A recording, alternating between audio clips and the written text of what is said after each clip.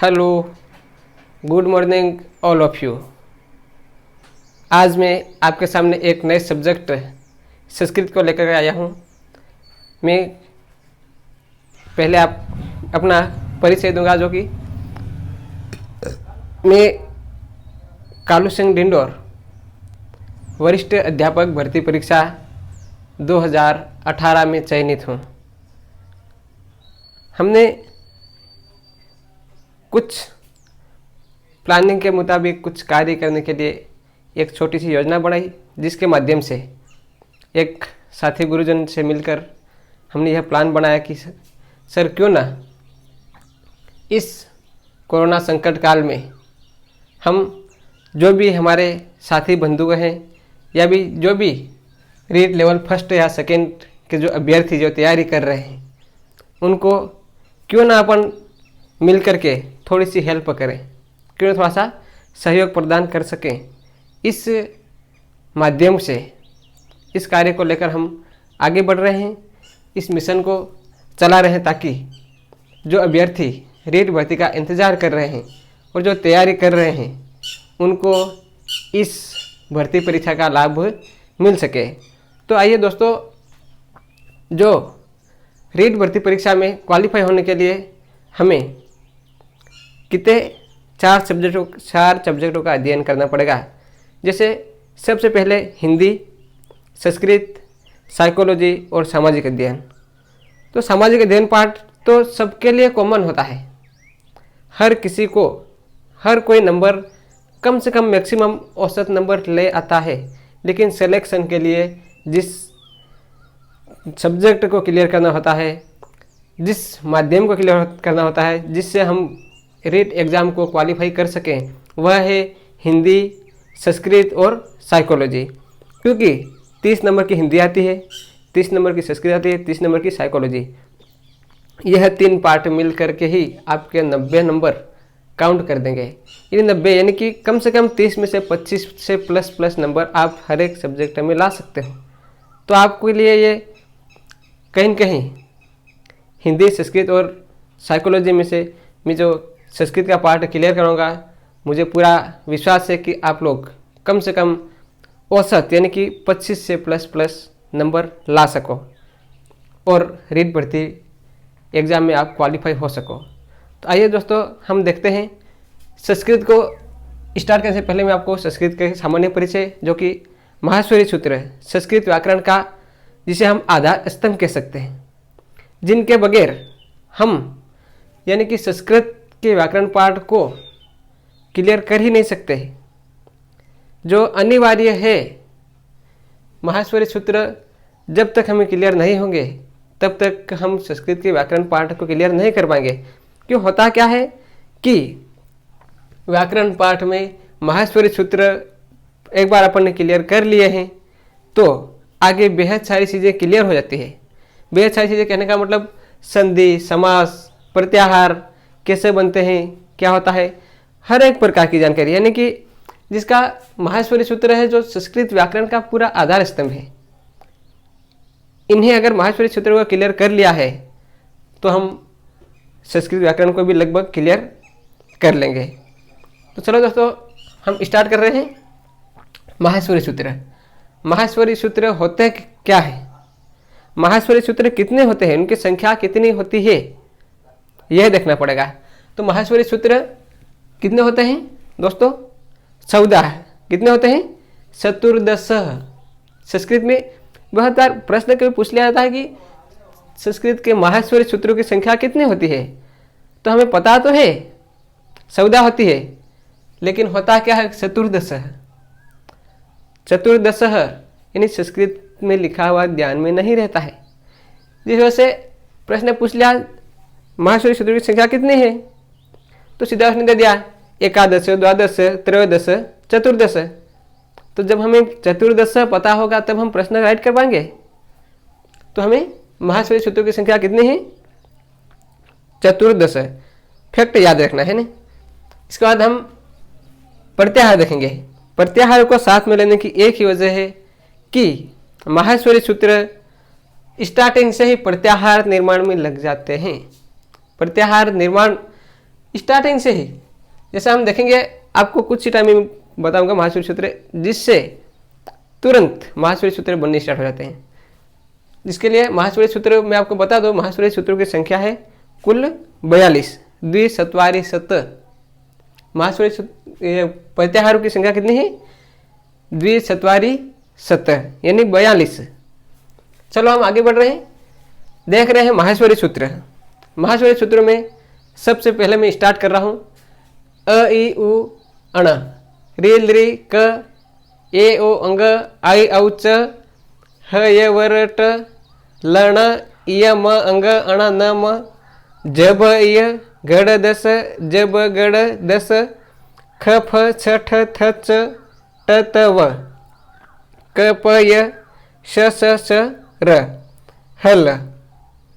दोस्तों देखो बेहद ही आसान है, देखा जाए तो माहेश्वरी सूत्र बेहद ही आसान है,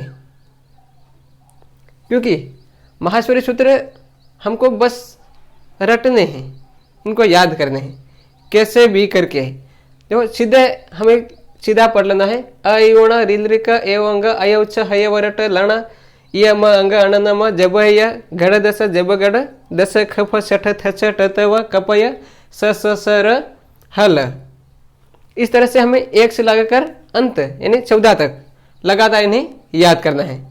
अब हम देख रहे हैं कि सूत्र 1 से क्रम संख्या 4 तक, माहेश्वरी सूत्र की संख्या 1 से 4 तक लगातार हम देख रहे हैं। इसको गोला मार रखा है मैंने, क्योंकि यहां होता क्या है, अच 1 से 4 तक अच प्रत्याहार बनेगा। अच, अच को ही क्या कहेंगे, स्वर। अच यानी कि स्वर, अच प्रत्याहार बनेगा। अ ई उ, री ली क, ए ओ अंग, आई औ च।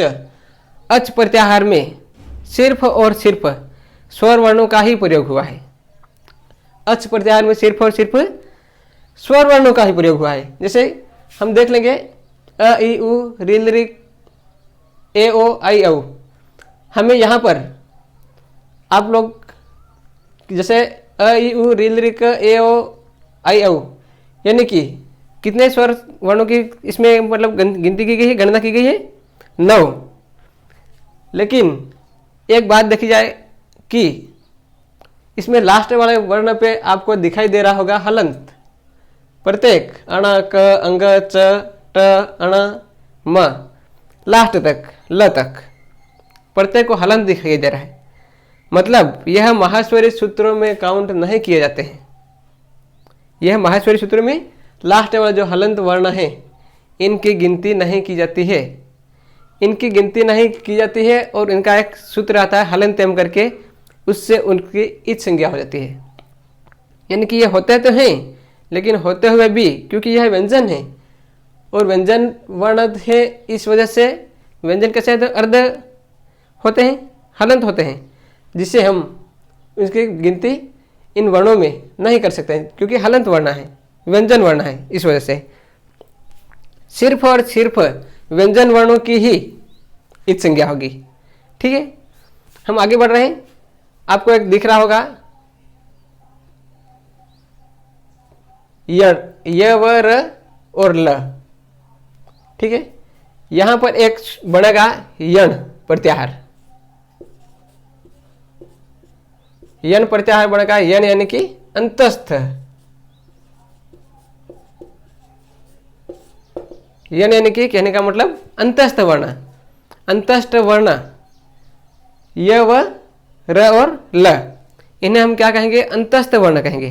क्या कहेंगे, अंतस्थ वर्ण। यह इनको याद करना है, एक एक चीज को याद करनी है, और याद नहीं होंगे ऐसा नहीं हो सकता है, क्योंकि बार बार हमें प्रयास करना है, बार बार देखना है, बार बार रटना है इनको। हर एक वक्त कुछ न कुछ नई चीज निकल के आएगी और हर एक वक्त हमें कुछ न कुछ नया याद होगा, तो हमें इसको लगातार आगे बढ़ाते रहना है। इसके बाद में देख रहे हैं हम पंचम वर्ण, य, म, अंग, अण, न, म। पंचम वर्ण यह वर्गीय व्यंजन के सभी 5वें वर्ण हैं। वर्गीय व्यंजन जो क से ला के प तक जो है उनके पंचम वर्ण है, इनका उच्चारण किससे होता है? नासिक्य से। नासिक्य वर्ण है, नासिक्य। कैसे वर्ण है? नासिक्य वर्ण है। इसके बाद में हम देख रहे हैं जब य गड़ दस, जब गड़ दस, ख फ सठ, थ स ट त व, क प य स स स र। इसके बाद में हल। एक और प्रत्याहार बन रहा है यहां पर,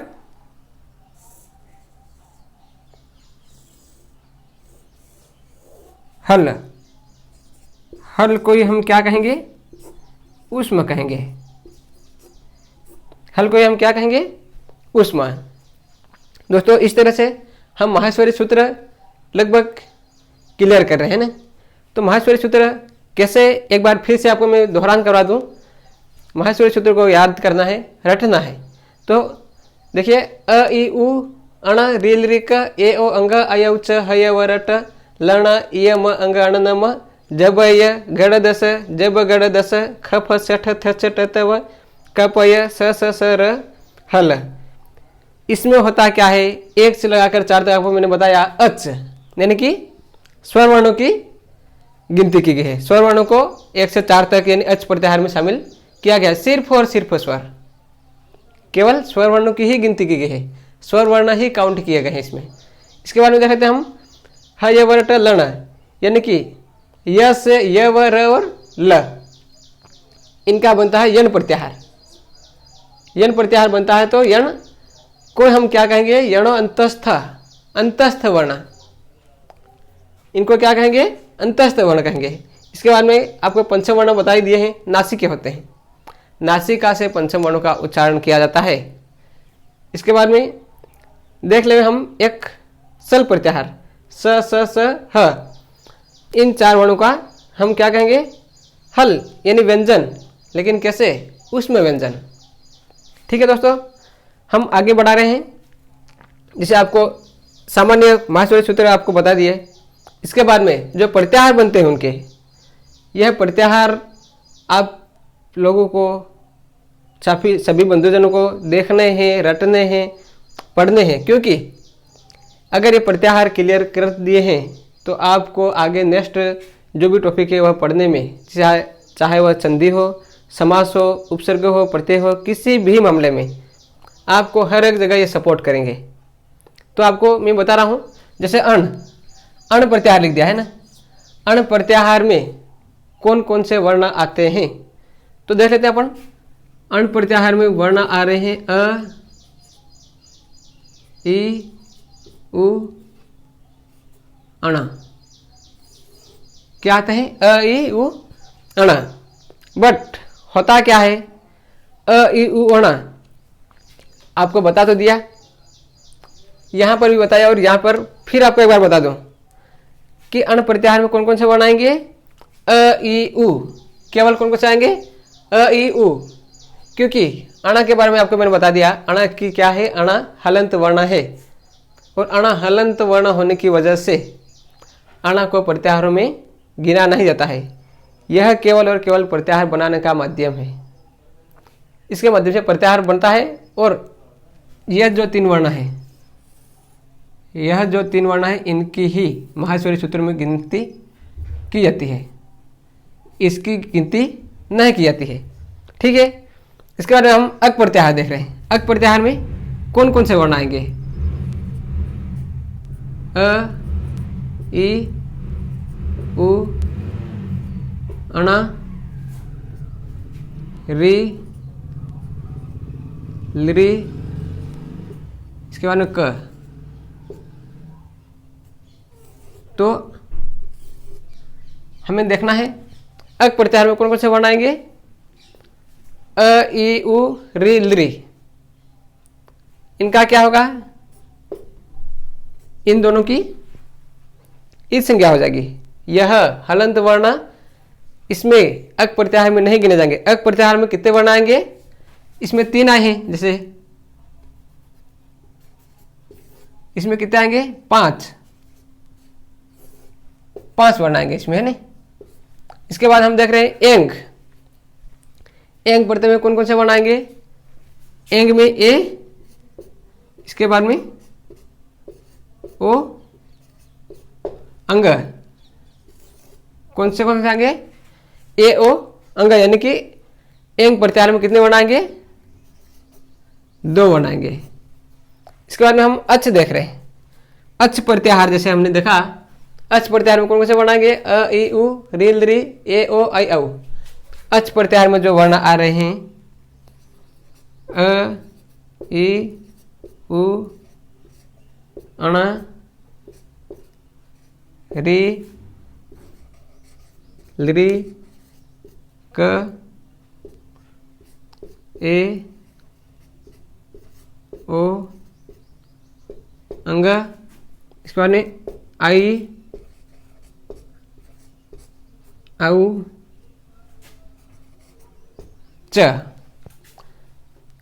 अच प्रत्याहार आपको जैसे बता दिया था, अच प्रत्याहार में जो वर्ण आ रहे हैं, अच प्रत्याहार में कौन कौन से वर्ण आ रहे हैं?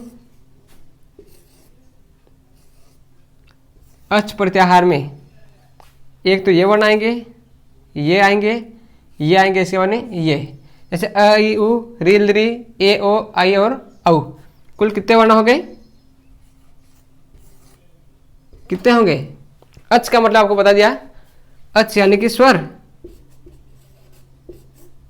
अच यानी कि स्वर हो गए, अच यानी कि स्वर। तो इनका क्या हो जाएगा? इन सभी की ईद संज्ञा हो जाएगी।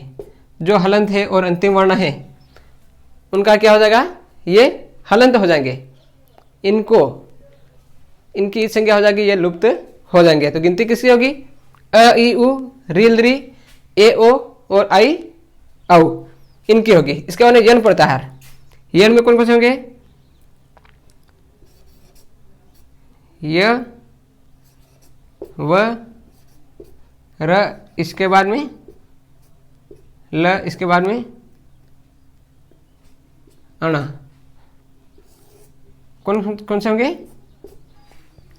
यण, यण को हम क्या कहते हैं? अंतस्थ।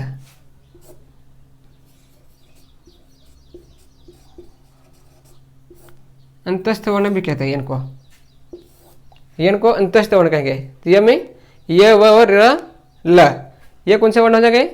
कौन सा इसमें प्रत्याहार बनेगा? यण प्रत्याहार। इक हम देख लेते हैं, जैसे इक प्रत्याहार, ई में कौन सा आएगा? ई उ ई उ रील री ई उ अण री लरी क। तो हम देख रहे हैं एक प्रत्याहार में कौन कौन से वर्ण आएंगे, क्योंकि आगे संधि में स्पेशल एक प्रत्याहार का पूरी तरह से प्रयोग हुआ है। इको यणची एक सूत्र है, इको यणची, यण संधि बढ़ाने के लिए इक प्रत्याहार का, यण और इक इन दोनों का प्रयोग होगा। तो हमें देखना है, ध्यान से देखना है, पूरी तरह से हमें पूरी तरह से ध्यान लगा के देखना है कि इक प्रत्याहार कैसे बनेगा। तो इक प्रत्याहार में कौन कौन से वर्ण आएंगे? ई उ और री और लरी, ये वर्ण किस में आएंगे? अक प्रत्याहार, एक प्रत्याहार में आएंगे। इसके बाद में सल, सल यानी कि स स स र ह ल।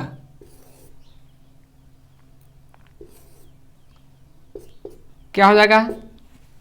स स स और ह, कौन कौन से वर्ण आएंगे सल प्रत्याहार में? स स स ह, यानी कि इनको हम क्या कहेंगे? ऊष्म। क्या कहेंगे इनको हम? ऊष्म व्यंजन।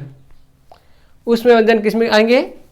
सल, सलो उष्माण, सलो उष्माण। स स स और ह, र और ल की क्या हो जाएगी? यहाँ ईद संज्ञा हो गई। इसी तरह से हम खर प्रत्याहार को देख रहे हैं। खर प्रत्याहार कैसे बनेगा? ख फ छ ठ थ च ट त व। ख फ छ ठ थ छ ट त व। इसके बाद में क प य स के बाद में र। आपको बता दें खर प्रत्याहार में कौन कौन से वर्ण आएंगे। कौन कौन से वर्ण आएंगे खर प्रत्याहार में, जैसे हमने देख लिया एक बार, तो यह सूत्र पूरा आएगा ख फ छ ठ थ छ ट त व, इसके बाद में क और प वर्ण आएंगे, इसके बाद में स। क्यों? क्योंकि खर अवसानीय विसर्जनीय नाम विसर्ग संधि में अस्पष्ट खर प्रत्याहार का प्रयोग हुआ है। खर अवसानीय विसर्जनीय नाम, विसर्जनीय नाम यानी विसर्ग। तो इस प्रकार से हम देख रहे हैं, इस प्रकार महास्वरी सूत्र को निकालने के लिए हमें इन चीज़ों की जरूरत पड़ेगी। कैसे? अण प्रत्याहार में कौन कौन से वर्ण आएंगे? अ ई उ अण, अक प्रत्याहार में अ ई उ रील रि क, एंग में ए ओ, अच प्रत्याहार में अ ई उ रील रि ए ओ आई और औ, यन प्रत्याहार में य व र और ल। इसके बाद में एक प्रत्याहार में ई उ री और लृ।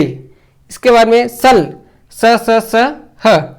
खर प्रत्याहार ख फ छ ठ थ च ट त व, क प य स और र। इस तरह से महास्वरी सूत्र आपके कहीं न कहीं क्लियर हो रहे हैं। Okay, thank you dear friends.